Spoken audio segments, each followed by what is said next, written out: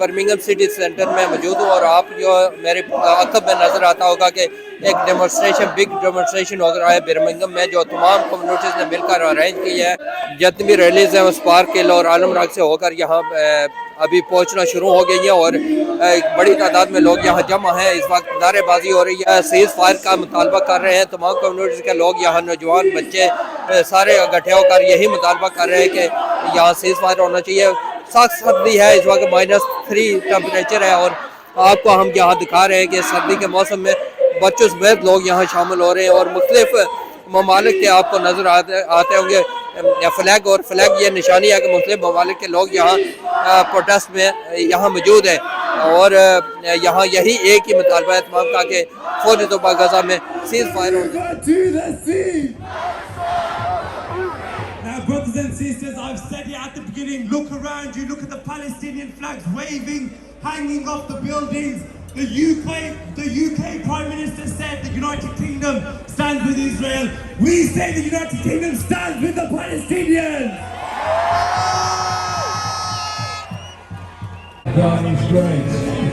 We are uniting under one slogan: ceasefire now!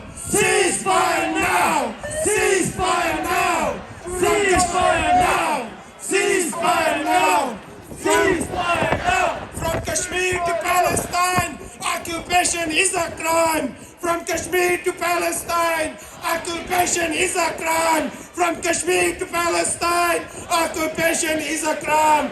Freedom for all, freedom for Kashmir, freedom for Palestine. Our thoughts and prayers are with every Palestinian in Gaza, but more so on behalf of each and every one of you here, I wish to give the Palestinians an apology to say that our government and our opposition has let you down. They do not represent the views of the citizens of Britain. We stand with Palestine all over the world. And a special thank you to all those that have put so much energy and effort into organising today's events. We wake up in the morning, you go to your phone, you go to computer, you go to television, you turn on Al Jazeera, or you look at social media messages, and it's almost become normal to read how many children has been either destroyed or damaged. Every hospital is either completely out of action or trying to survive within. Demonstration here today in Birmingham. Thousands and thousands of people have come out to show their support for the people of Palestine, their horror at the destruction of life in Gaza, the loss of children, the loss of adults, the loss of community and the loss of buildings. It's almost as if Israel is committing a sort of year zero strategy on Gaza, where they're even bombing ancient mosques. And so our solidarity is here today, and our solidarity is demand that Britain does not supply arms to Israel, that Britain calls for and supports the call for a ceasefire, and we're looking forward to the International Court of Justice finding that Israel is actually committing acts of genocide against the Palestinian people. I was there at The Hague and heard the submission. The point I was making was that in this country we're going in completely the wrong direction.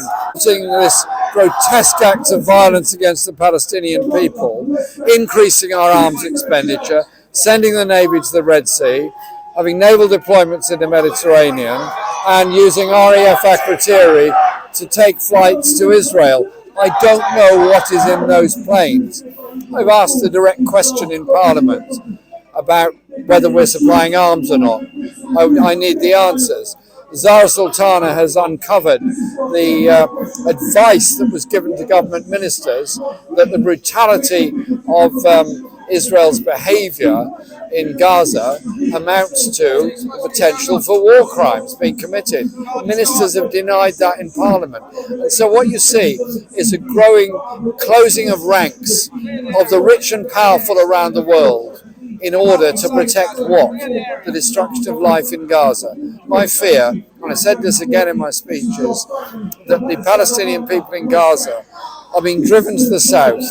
They're now assembled and trying to survive in poverty dehydration and hunger around the Rafah crossing. They need to be able to stay there in a place of safety with all the support that's necessary.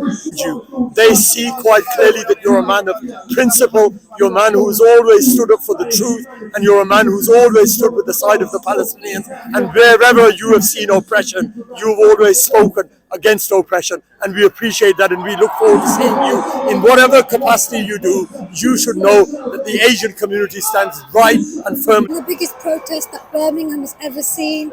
Thousands and thousands of people have turned up to say to our government, we want a ceasefire now. We don't want to arm Israel using our taxpayers' money. We've seen over 24,000 people in Gaza killed, many, many children, many, many women.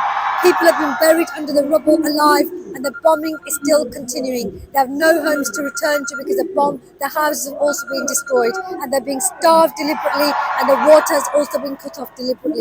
This is a humanitarian disaster, a man-made disaster by a country which is fully supported by our UK government, and we're here to say, not in our name. We need a ceasefire to stop the slaughter, the genocide, the breaches of international law, the starvation in Gaza, and that if the Americans, the British, the Europeans are worried about the Houthi bombings or the risks of more trouble in the region, it's very easy to see the solution, and it's a ceasefire now. So they are actually supporting the slaughter, and they'll never be forgiven.